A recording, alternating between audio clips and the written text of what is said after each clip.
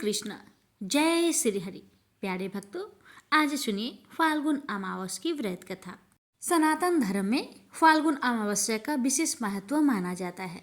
प्यारे भक्तों, फाल्गुन अमावस्या भगवान विष्णु, शिव जी और पितरों को समर्पित होता है। आज के दिन जो भी भक्त श्रद्धा और भक्ति से व्रत रखता है और अमावस्या व्रत की कथा को सुनता है, उस भक्त के जीवन में सुख शांति की कभी कमी नहीं होती। भगवान विष्णु, महादेव जी और पितर देव की कृपा से भक्तों की हर मनोकामना अवश्य ही पूर्ण होती है। तो आइए भक्तों, बड़े ही श्रद्धा और प्रसन्न मन से आज की इस अमावस्या की पावन कथा का रसपान करते हैं। भगवान आप सभी भक्तों की हर मनोकामना पूर्ण करे। फाल्गुन अमावस्या की कथा के अनुसार एक बार ऋषि दुर्वासा इंद्रदेव और अन्य देवताओं पर नाराज हो गए। इसके बाद उन्होंने इंद्रदेव और दूसरे देवताओं को श्राप दे दिया था। ऋषि दुर्वासा के श्राप से सभी देवता कमजोर हो गए और इसका फायदा उठाकर आक्रमण कर दिया और देवताओं के आसक्त होने से युद्ध जीत गए। असुरों से हारने के बाद सभी देवता मदद के लिए जगत के पालनहार भगवान श्री हरि विष्णु जी के पास गए। उस समय श्री हरि विष्णु ने सभी देवताओं की बात सुनी और दैत्य के साथ मिलकर समुद्र मंथन करने की सलाह दी। सभी देवताओं ने समुद्र मंथन करने के लिए असुरों से बात की और उनको इसके लिए राजी किया। आखिरकार असुर मान गए, देवताओं के साथ संधि कर ली। इसके बाद जब समुद्र से अमृत निकला, तब इंद्र का पुत्र जयंत अमृत का कलश अपने हाथों में लेकर आकाश में उड़ गया। इसके बाद सभी दैत्य जयंत का पीछा करने लगे और दैत्यों ने जयंत से अमृत का कलश छीन लिया। इससे फिर युद्ध शुरू हो गया और 12 दिनों तक अमृत का कलश पाने के लिए देवता और असुर घमासान युद्ध करते रहे। इस भीषण युद्ध के दौरान कलश से अमृत की कुछ बूंदें धरती पर प्रयाग, हरिद्वार, नासिक और उज्जैन में गिर गई। इस समय चंद्रमा, सूर्य, गुरु, शनि ने अमृत कलश की असुरों से रक्षा की। इधर जब यह कलह बढ़ने लगा, तब भगवान विष्णु ने मोहिनी का रूप रखकर असुरों का ध्यान भटकाते हुए देवताओं को छल से अमृत पान करा दिया। तब से ही अमावस्या की तिथि पर इन जगहों पर स्नान करना बहुत शुभ माना जाता है। प्रेम से बोलिए हर हर महादेव। विष्णु भगवान की जय। पौराणिक कथा के अनुसार किसी नगर में एक राजा रहता था। राजा की रानी बहुत ही धार्मिक विचारों की थी। राजमहल के ठीक सामने साहूकार की एक हवेली थी। रानी और उस साहूकार की पत्नी की घनिष्ठ मित्रता थी। तभी एक दिन हवेली से साहूकार की पत्नी की रोने की आवाज आई। इस पर रानी ने उससे कारण पूछा। तब राजा ने बताया कि साहूकार का पुत्र मर गया है। रानी ऐसे दुख से वंचित थी, इसलिए वो राजा से एक बार फिर पूछी कि ये दुख क्या होता है। इस पर राजा ने बोला कि जब तुम्हारा बेटा मरेगा तब तुम्हें समझ आएगा। ऐसा सुनकर तुरंत रानी ने अपने बेटे को नीचे फेंक दिया, पर भगवान की कृपा से उसे कुछ नहीं हुआ। रानी ने फिर पूछा कि ये दुख क्या होता है। तब राजा ने रानी को जवाब देते हुए कहा कि जब पड़ोसी राज्य में युद्ध होगा और मैं उस युद्ध में अकेला जाऊंगा, इसके बाद जब तुम मेरे मरने का समाचार सुनोगी तब तुम्हें पता चलेगा। हालांकि रानी अमावस्या व्रत करती थी, जिस वजह से राजा युद्ध जीतकर वापस आ जाते हैं। रानी फिर से सवाल करती है। तब इसके बाद राजा ने कहा कि जब हम गंगा माँ के दर्शन को जाएंगे तब मैं वहाँ गंगा नदी में कूद जाऊंगा, फिर तुम्हें पता चलेगा कि दुख क्या होता है।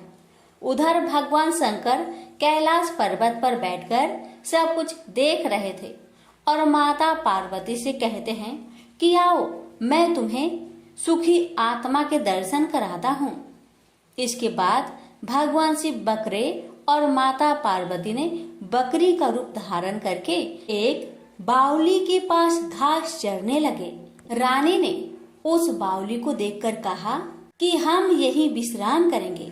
इस दौरान रानी ने महादेव और माता पार्वती की सारी बातें सुन ली, जिसमें महादेव और माता पार्वती आपस में बातें कर रहे होते हैं कि रानी ने अमावस्या का व्रत किया है, इसलिए उसे इस जन्म में कोई दुख नहीं मिलेगा। सारी बातें सुनकर रानी को सब कुछ समझ आ गया। फिर उसने राजा को सब कुछ बताया। ऐसा माना जाता है कि अमावस्या व्रत करने से इंसान के सभी संकट दूर हो जाते हैं। प्रेम से बोलिए अमावस्या माता की जय। हर हर महादेव, माता पार्वती की जय। नारद जी ने एक बार भोलेनाथ की स्तुति कर पूछा, प्रभु आपको प्रसन्न करने के लिए सबसे उत्तम और सुलभ साधन क्या है? हे त्रिलोकीनाथ, आप तो निर्विकार और निष्काम हैं। आप सहज ही प्रसन्न हो जाते हैं। फिर भी मेरी जानने की इच्छा है कि आपको क्या प्रिय है। शिव जी बोले, नारद जी, वैसे तो मुझे भक्त के भाव सबसे प्रिय है, फिर भी आपने पूछा है तो बताता हूँ। मुझे जल के साथ साथ बेलपत्र बहुत प्रिय है। जो अखंड बेलपत्र मुझे श्रद्धा से अर्पित करते हैं, मैं उन्हें अपने लोक में स्थान देता हूँ। नारद जी भगवान शंकर और माता पार्वती की वंदना कर अपने लोक को चले गए। उनके जाने के पश्चात पार्वती जी ने शिव जी से पूछा, हे प्रभु, मेरी यह जानने की बड़ी उत्कट इच्छा हो रही है कि आपको बेलपत्र इतने प्रिय क्यों है। कृपा करके मेरी जिज्ञासा शांत करें। शिव जी बोले, हे शिवे, बेल्व के पत्ते मेरी जटा के समान हैं। उसका त्रिपत्र यानी 3 पत्ते ऋग्वेद, यजुर्वेद और सामवेद हैं।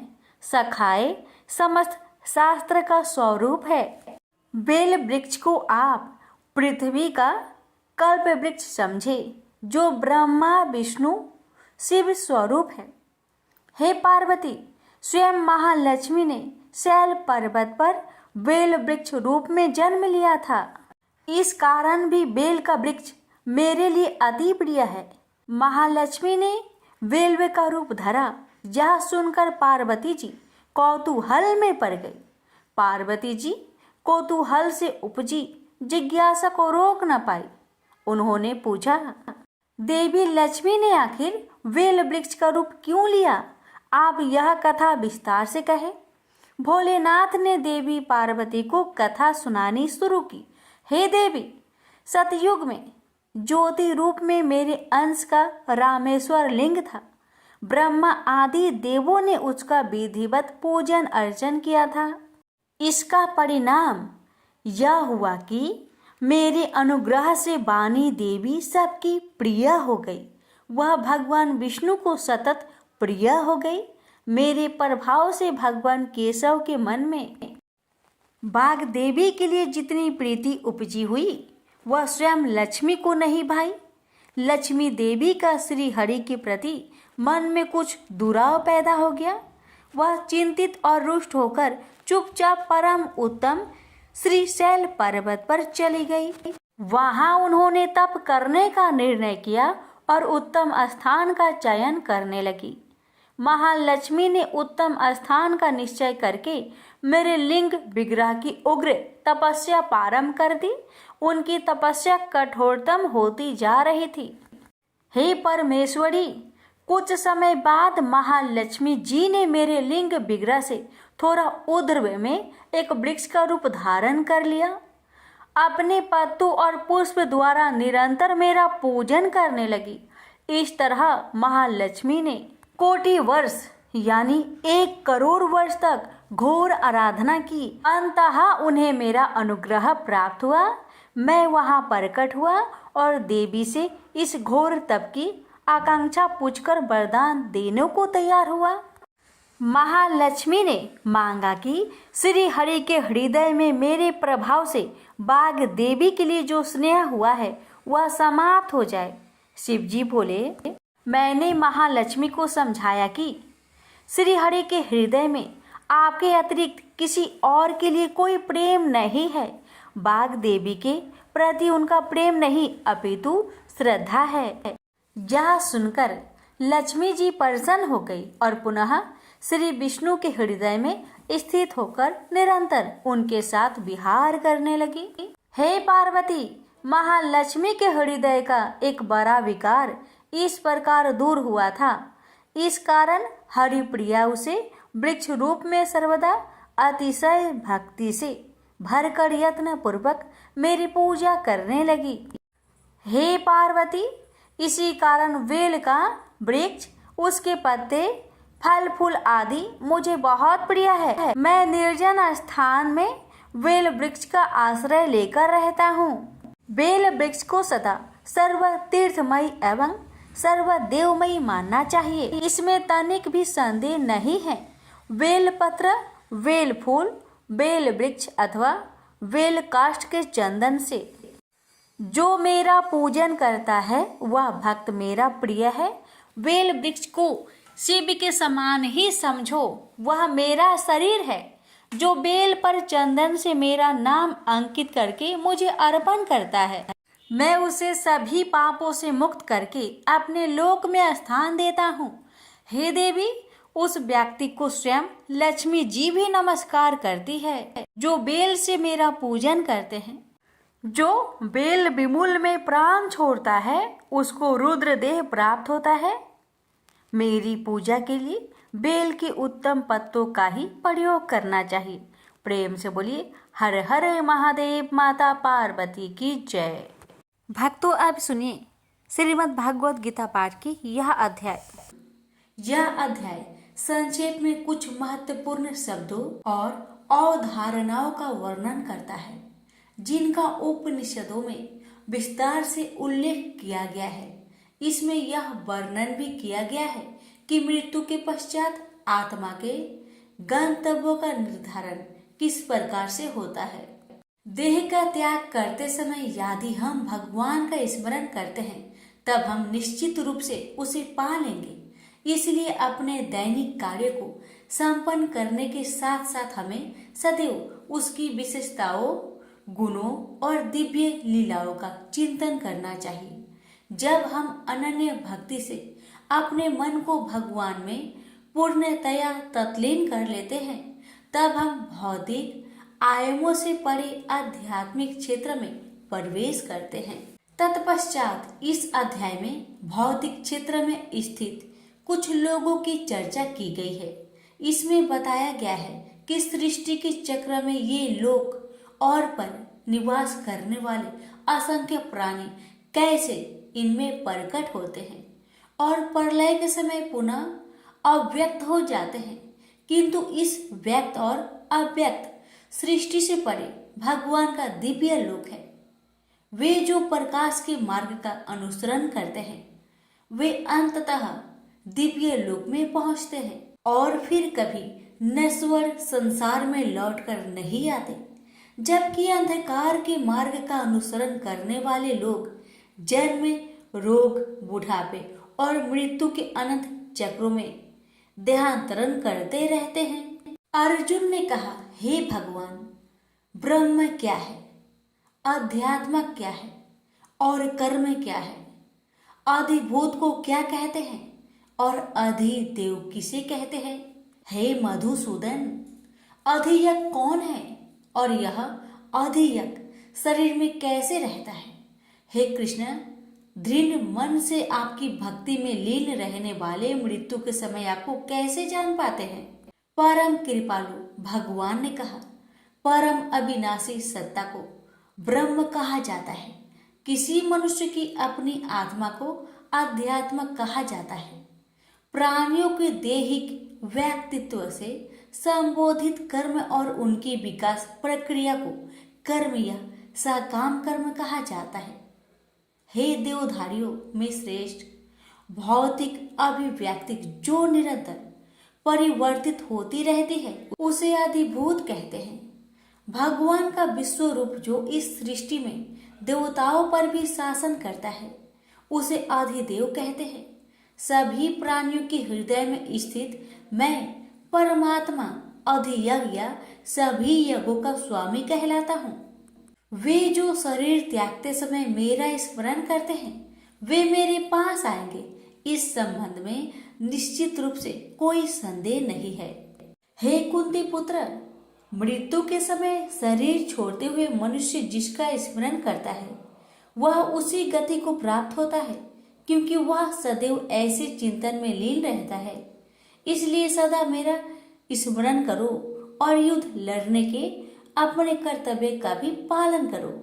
अपना मन और बुद्धि मुझे समर्पित करो, तब तुम निश्चित रूप से मुझे पा लोगे, इसमें कोई संदेह नहीं है।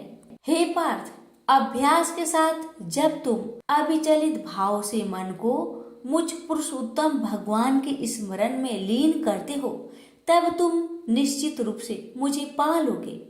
भगवान सर्वज्ञ, आदि पुरुष, नियंता, सूक्ष्म से सूक्ष्मतम, सबका पालक, अज्ञानता के सभी अंधकारों से परे और सूर्य से अधिक तेजवान है और अचिंतनीय दिव्य स्वरूप के स्वामी है।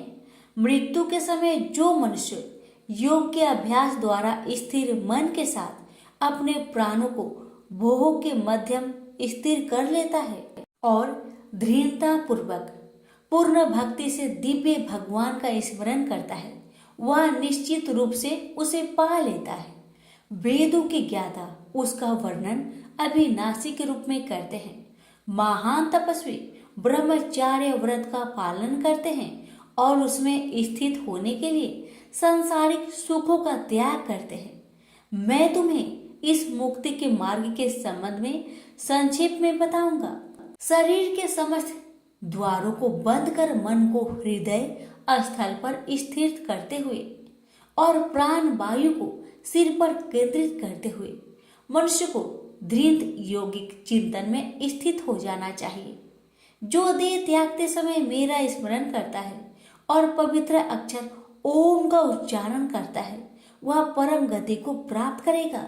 हे पार्थ, जो योगी अनन्य भक्ति भाव से सदैव मेरा चिंतन करते हैं उनके लिए मैं सरलता से सुलभ रहता हूँ, क्योंकि वे निरंतर मेरी भक्ति में तत्लीन रहते हैं। मुझे प्राप्त कर महान आत्माएं फिर कभी इस संसार में पुनः जन्म नहीं लेती, जो अनित्य और दुखों से भरा है, क्योंकि वे पूर्ण सिद्धि प्राप्त कर चुकी होती हैं। हे अर्जुन, इस भौतिक सृष्टि के सभी लोकों में ब्रह्मा के उच्च लोक तक तुम्हें पूर्ण जन्म प्राप्त होगा। हे कुंती पुत्र, परंतु मेरा धाम प्राप्त करने पर फिर आगे पूर्ण जन्म नहीं होता। 1000 चक्र के 4 युग महायुग का ब्रह्म का कल्प एक दिन होता है और इसकी अवधि की उसकी एक रात्रि होती है। इसे वही बुद्धिमान समझ सकते हैं जो दिन और रात्रि की वास्तविकता को जानते हैं। ब्रह्मा के दिन के शुभ आरंभ पर सभी जीव अव्यक्त अवस्था से व्यक्त होते हैं और रात्रि होने पर पुनः सभी जीव अव्यक्त अवस्था में लीन हो जाते हैं। ब्रह्मा के दिन के आगमन के साथ असंख्य जीव पुनः जन्म लेते हैं और ब्रह्मांडीय रात्रि के आने पर अगले ब्रह्मांडीय दिवस के आगमन पर स्वतः पुनः प्रकट होने के लिए विलीन हो जाते हैं। व्यक्त और अव्यक्त सृष्टि से परे अन्य अव्यक्त स्वास्थ्य आयाम है।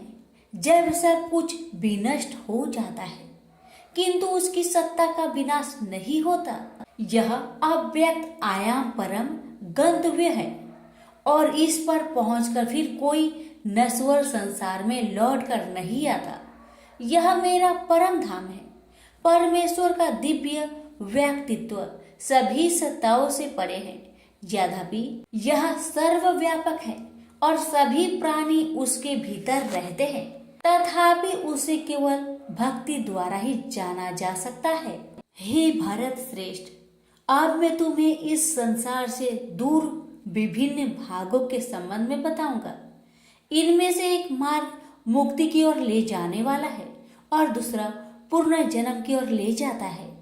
वे जो पर ब्रह्मा को जानते हैं और जो उन 6 मासों में जब सूर्य उत्तर दिशा में रहता है चंद्रमा के शुक्ल पक्ष की रात्रि और दिन के शुभ लक्षण में देह त्याग करते हैं, वे परम गतव्य को प्राप्त करते हैं। वैदिक कर्म कांडों का प्लान करने वाले साधक चंद्रमा के कृष्ण पक्ष की रात्रि में धुएं के समय जब सूर्य दक्षिणायन में रहता है 6 माह के भीतर मृत्यु को प्राप्त होते हैं। वे स्वर्ग लोक को प्राप्त करते हैं। स्वर्ग के सुख भोगने के पश्चात वे पुनः धरती पर लौट कर आते हैं। प्रकाश और अंधकार के ये दोनों पक्ष संसार में सदा विद्यमान रहते हैं। प्रकाश का मार्ग मुक्ति की ओर तथा अंधकार का मार्ग पूर्ण जन्म की ओर ले जाता है। हे पार्थ, जो योगी इन दोनों मार्ग का रहस्य जानते हैं वे कभी मोहित नहीं होते, इसलिए वे सदैव योग में स्थिर रहते हैं। हे योगी, इस रहस्य को जान लेते हैं वे विधि पैमान तपस्या यज्ञों के अनुष्ठान और दान से प्राप्त होने वाले फलों से परे और अधिक लाभ प्राप्त करते हैं। ऐसे योगियों को भगवान का परम धाम प्राप्त होता है। प्रेम से बोलिए श्री कृष्ण भगवान की जय। भगवान शिव कहते हैं, देवी अब 8वें अध्याय का महात्म्य सुनो। उसके सुनने से तुम्हें बड़ी प्रसन्नता होगी। लक्ष्मी जी के पूछने पर भगवान विष्णु ने उन्हें इस प्रकार 8वें अध्याय का महात्म्य बतलाया। दक्षिण में आमदर्कपुर नामक एक प्रसिद्ध नगर है। वहाँ भाव शर्मा नामक एक ब्राह्मण रहता था, जिसने वेश्या को पत्नी बनाकर रखा था।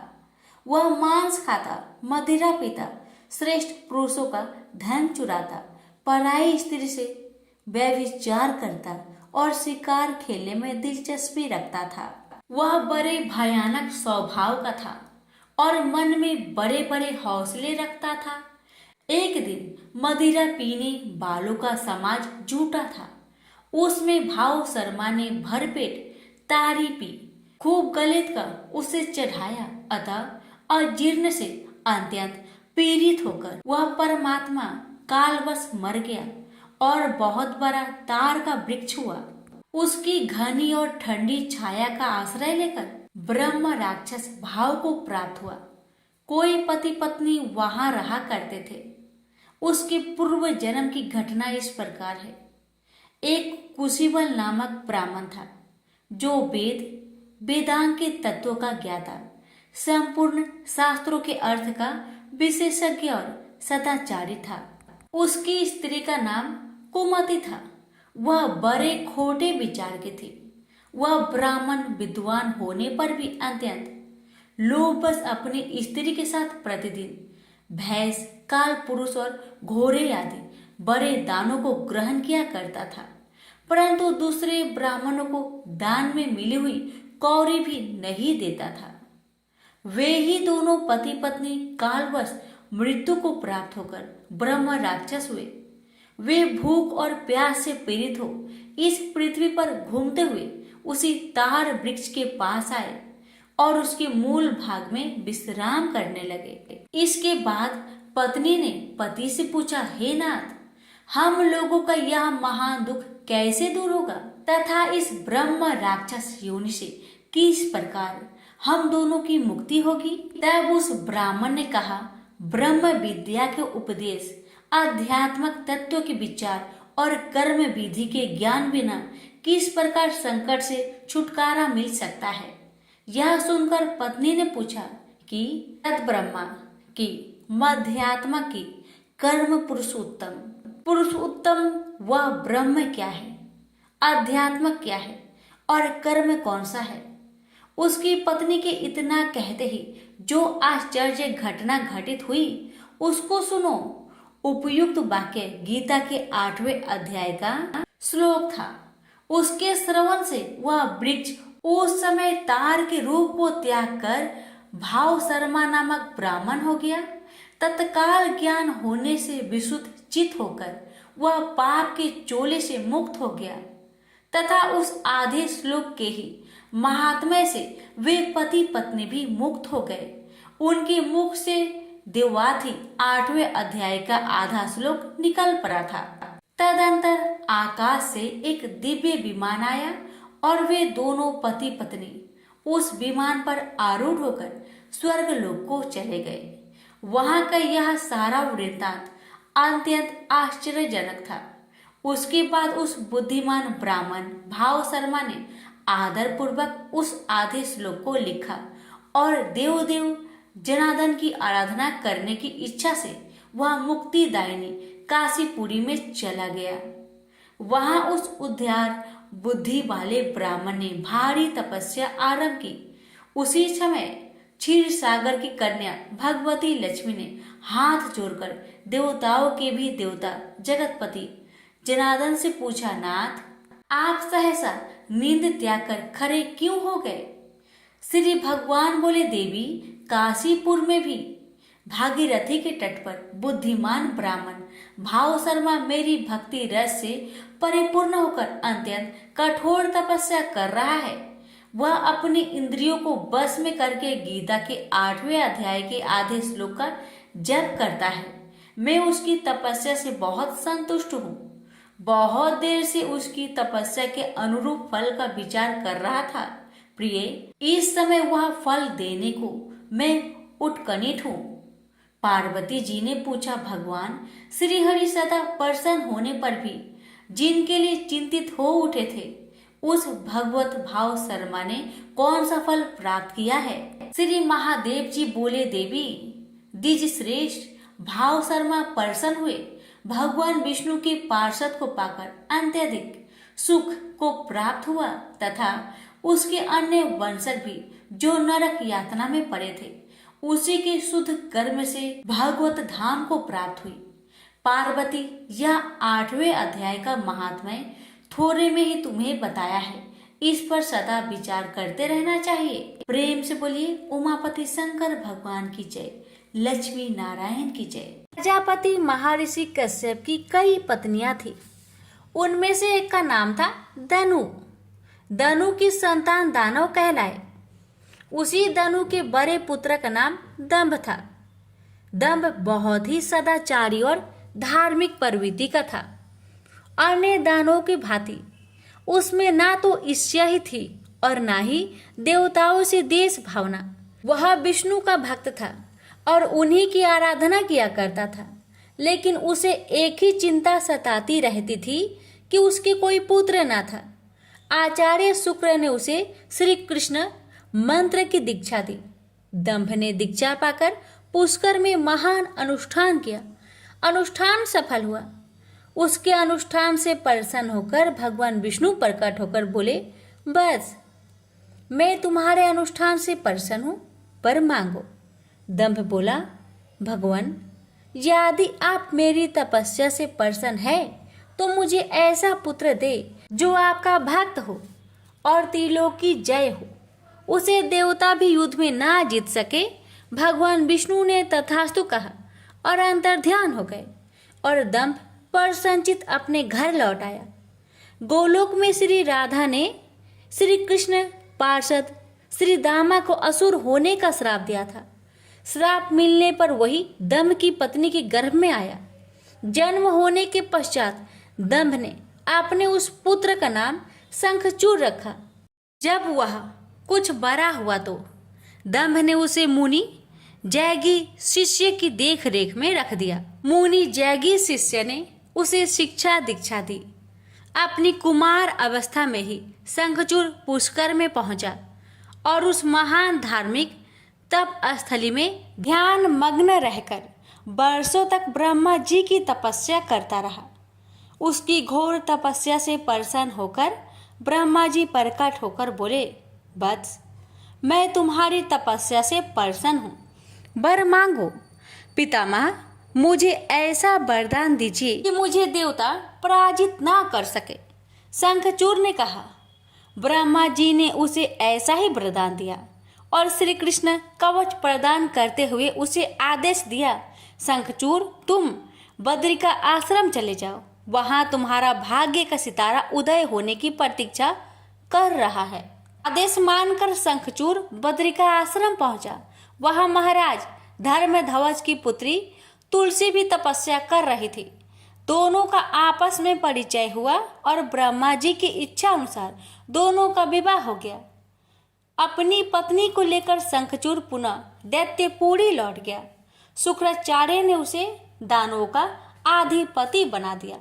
सिंहासन पर बैठते ही उसने अपना साम्राज्य बढ़ाने के लिए देवलोक पर चढ़ाई कर दी।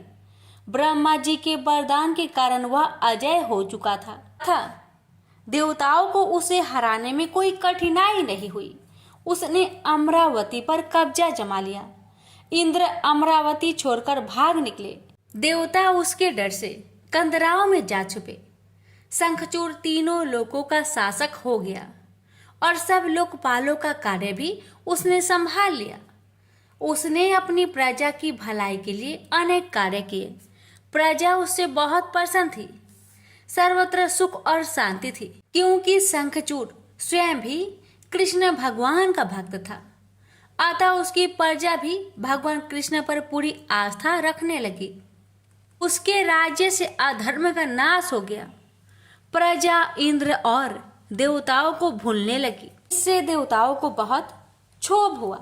इंद्र पितामह ब्रह्मा के पास पहुंचकर बोले, पितामह, आपने शंखचूड़ को अभय होने का वरदान देकर उसे निरंकुश बना दिया है।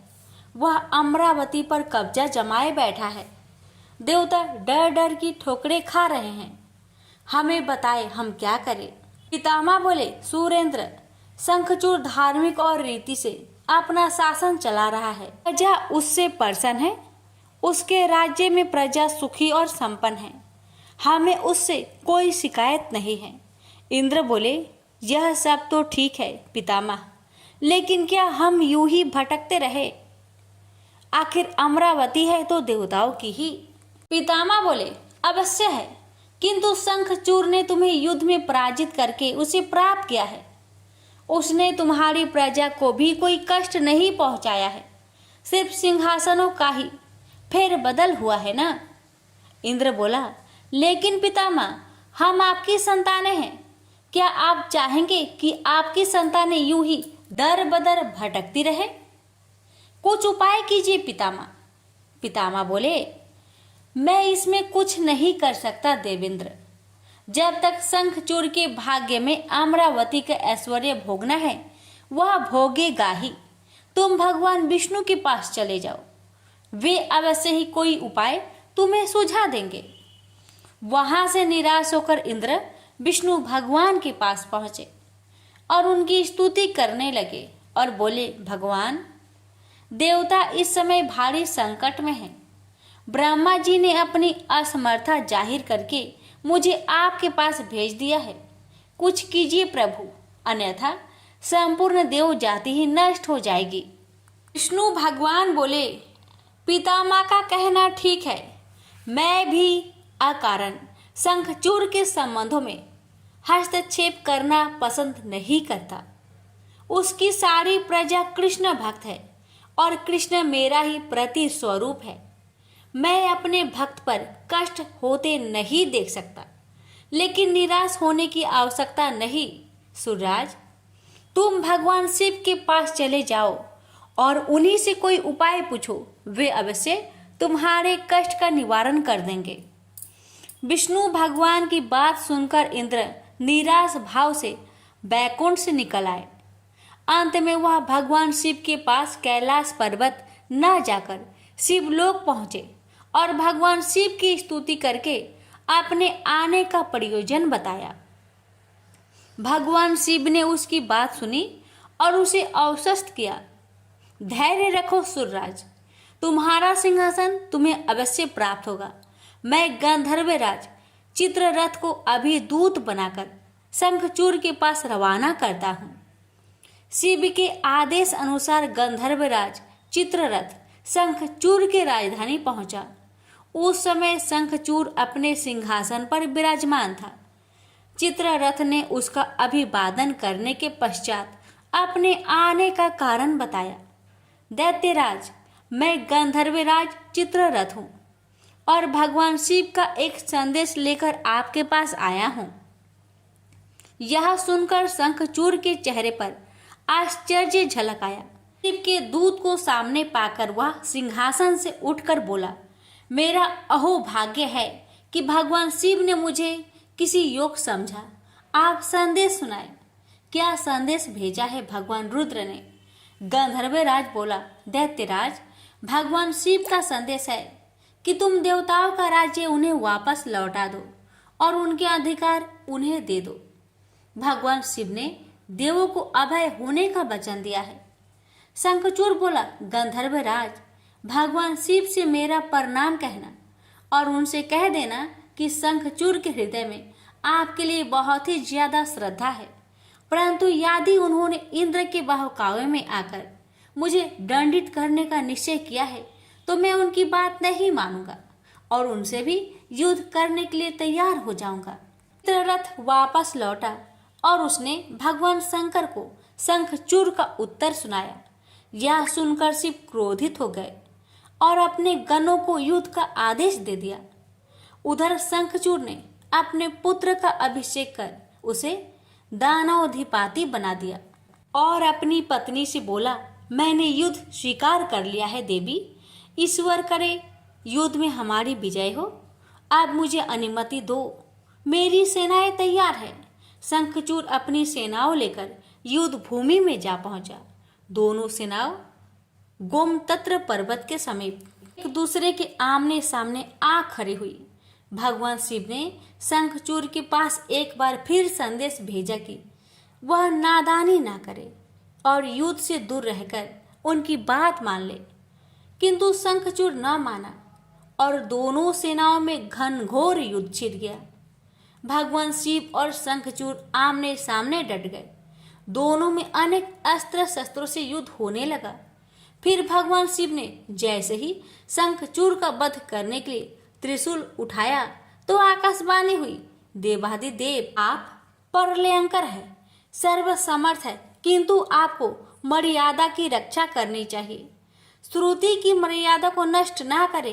जब तक शंखचूड़ के पास हरि का कवच है और जब तक उसकी पतिव्रता पत्नी मौजूद है तब तक उस पर बुढ़ापा नहीं आ सकता और ना ही उसकी मृत्यु हो सकती है। आकाशवाणी के खत्म होते ही शिव का त्रिशूल अपने आप रुक गया।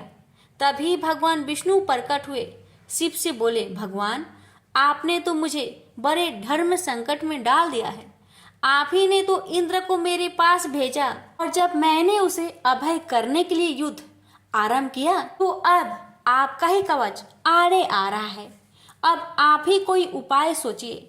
विष्णु बोले, शंखचूड़ के श्राप का समय अब समाप्त होने ही वाला है। भगवान, अब इसे असुर योनि से मुक्त करके गोलोक भेजना पड़ेगा। यह कृष्ण भक्त है और कृष्ण मेरा ही प्रति स्वरूप है, अतः इसे वापस गोलोक भेजना होगा। फिर विष्णु ने एक ब्राह्मण का वेश धारण किया और शंखचूड़ के पास पहुंचकर बोले, दानवराज, मैं एक निर्धन ब्राह्मण हूँ, कुछ पाने की आस के लिए आपके पास आया हूँ। शंखचूड़ बोला, मांगो वृपवर, जो भी मेरे पास है उसे दे देने में मुझे किंचित भी विलंब नहीं लगेगा। मेरा सिर भी मांगोगे तो वह भी देने से मैं इनकार नहीं करूंगा। आप आदेश तो दो। ब्राह्मण भेषधारी विष्णु बोले, दैत्यराज, मुझे आपका सिर नहीं, आपका कवच चाहिए।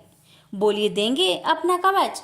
शंखचूड़ ने अपना कवच उतारकर ब्राह्मण भेषधारी विष्णु को सौंपते हुए कहा, अवश्य यदि भगवान कृष्ण की ऐसे ही इच्छा है तो ऐसा ही होगा। आप कवच ले जाइए। ब्राह्मण भेषधारी विष्णु कवच लेकर दैत्यपुरी पहुंचे। फिर उन्होंने शंखचूड़ का भेष धारण किया और राजमहल में जाकर शंखचूड़ की पत्नी तुलसी के पास पहुंचे। तुलसी ने उन्हें अपना पति ही समझा और उनका स्वागत किया। उस रात विष्णु शंखचूड़ के महल में ही ठहरे। अचानक ही पतिव्रता तुलसी को धोखे का आभास हुआ। वह चौंक कर बिस्तर से उठी, बोली, कौन है तू और मेरे साथ छल करने का तुम्हें साहस कैसे हुआ? जल्दी बोल, अन्यथा अपने पतिव्रत तेज से अभी भस्म करती हूँ। विष्णु अपने वास्तविक रूप में प्रकट हो गए। उन्होंने तुलसी को समझाते हुए कहा, सुनो जी, तुम्हारे पति का समय पूरा हुआ। एक श्राप के कारण ही उसे असुर योनि में आना पड़ा था। अब से वह गोलोक में रहेगा, क्योंकि तुम्हारा पतिव्रत धर्म ही उसकी रक्षा कर रहा था, इसलिए मुझे छल करके तुम्हें कलुषित करना पड़ा। तुलसी रोते हुए बोली, यह आपने अच्छा नहीं किया भगवान, क्यों मेरे साथ छल करके मेरा अस्तित्व नष्ट किया। मैं श्राप देती हूँ कि आज से आपको भी पत्थर बन जाना पड़ेगा। आप में दया ममता नहीं है, आप पत्थर है पत्थर। विष्णु बोले, और मैं भी तुम्हें वर देता हूँ तुलसी कि मेरे पत्थर बन जाने पर तुम्हें भी मेरे पास ही स्थान मिलेगा। भविष्य में लोग तुलसी और शालिग्राम की पूजा करेंगे। तुलसी के बगैर शालिग्राम की पूजा अधूरी रहेगी। उसके बाद विष्णु अंतर्ध्यान हो गए और युद्ध भूमि में खड़े शिव को अपनी दिव्य शक्ति से सब कुछ बता दिया। शंखचूड़ और शिव में पुनः युद्ध आरंभ हो गया, किंतु तुलसी के पतिव्रत धर्म नष्ट हो जाने से शंखचूड़ की शक्ति घट गई थी। अतः शिव ने अपना त्रिशूल उसकी ओर फेंका तो वह सीधा शंखचूड़ की हृदय स्थल को भेद गया। वातावरण में हजारों बिजलियां एक साथ कौंध गई, चारों दिशाएं कांप उठी और देखते ही देखते शंखचूड़ धरती पर जा गिरा। गिरते ही उसके प्राण पेखरू उड़ गए। श्राप से मुक्ति मिलते ही श्री दामा गोलोक जा पहुंचा। उसकी भस्म से एक शंख प्रकट हुआ जो कालांतर में भगवान शिव के हाथों की शोभा बना। देवताओं ने शिव की जय जयकार की और इंद्र को अपना सिंहासन पुनः प्राप्त हो गया। प्रेम से बोलिए, हर हर महादेव, माता पार्वती की जय, लक्ष्मी नारायण की जय, तुलसी माता की जय, शालिग्राम भगवान की जय। अब सुनिए हर व्रत कथा के साथ सुनी जाने वाली लोभिया जी की कहानी। एक लोभिया था, कठोर तपस्या करता था, एक पांव पर खड़ा होकर कठिन तप करता था। उसने भगवान को प्रसन्न करने के लिए कठोर तप किया। उसके शरीर पर चिड़िया ने घोंसला भी बना लिया। तपस्या करते 12 वर्ष हो गए। भगवान ने सोचा इसको इतना समय हो गया, अब इसकी परीक्षा लेनी चाहिए। भगवान जानते थे यह बहुत लोभी है, इसलिए भगवान ने एक सोने की मुड्डी उसके पांव के पास फेंक दी। तब लोभिया की नजर उस मुड्डी पर पड़ी तो उसने मुड्डी पांव के नीचे दबा ली। भगवान की माया से भला लौ बचा है। भगवान धरती पर आए और लोभिया से बोले, लोभिया तेरी तपस्या में हीन है, तुझे इस तपस्या का फल नहीं मिलेगा। तब लोभिया ने अपनी गलती मानी और भगवान के चरण पकड़ लिए और पूछा, हे भगवान, इस तपस्या का हीन कैसे जाएगा। तब भगवान जी को उस पर दया आ गई और उन्होंने कहा, यदि रोटी बनाकर आखिरी रोटी कुत्ते की नहीं बनाई तो फल तुझे मिलेगा। जिमाकर दक्षिणा नहीं दी तो फल तुझे मिलेगा। सब कहानी कथा सुनकर तेरी कहानी नहीं सुनी तो फल तुझे मिलेगा। तभी से सभी व्रत की कहानी सुनने के बाद लोभिया जी की कहानी सुनी जाती है। प्रेम से बोलिए, हरे कृष्णा।